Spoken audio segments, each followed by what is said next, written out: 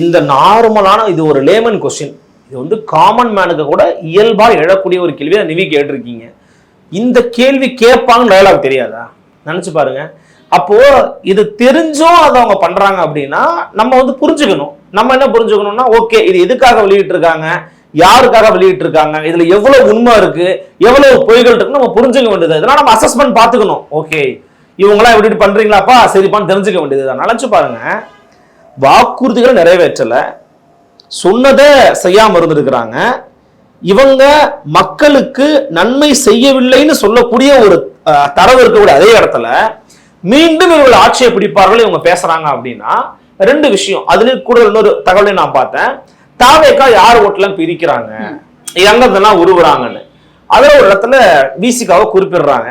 ஆனா எனக்கு தெரிஞ்சு, அதாவது விசிகா ஓட்டு போகுது, நாம் தமிழர் ஓட்டு போகுது, பாமக ஓட்டு போகுது, ஏன் எங்க இருந்துடா போதும் சொல்ல மாட்டேங்கிறான்.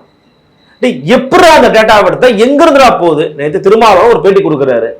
எங்க என் பேச்ச கேட்கறவன், அறிவு சார்ந்து இயங்குறவன் எந்த யார் மேலே போக மாட்டான், என் கொள்கை ஏற்றுதான் கூட நிற்பான். சீமான் சொல்றாரு, என்னுடைய கொள்கையை ஏத்துக்கிட்டவன் என் கூட நிற்பான், யாரும் விஜய்க்கு தம்பி கிட்ட போக மாட்டாங்க அப்படிங்கிறாரு.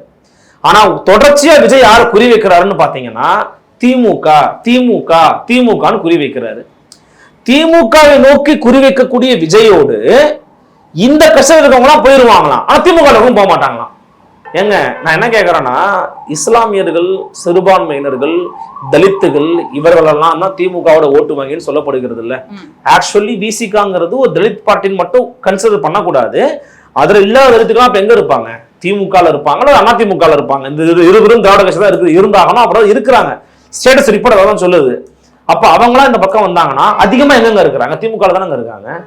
அப்ப திமுகவோட கோர் ஓட் பேங்க்ல விஜய் கை வைக்கிறாரு அப்படிங்கறத பத்தி பேசாம அதை கடந்து போய் இவங்களெல்லாம் முதல்ல டிஸ்டர்ப் பண்றாருங்கிறது என்ன வகையிலான வாதம்? முதல்ல விசிகாவோட ஓட்டு எப்படி போச்சு சொல்லுங்க நீங்க, அதுக்கான டேட்டா எங்க இருக்கு?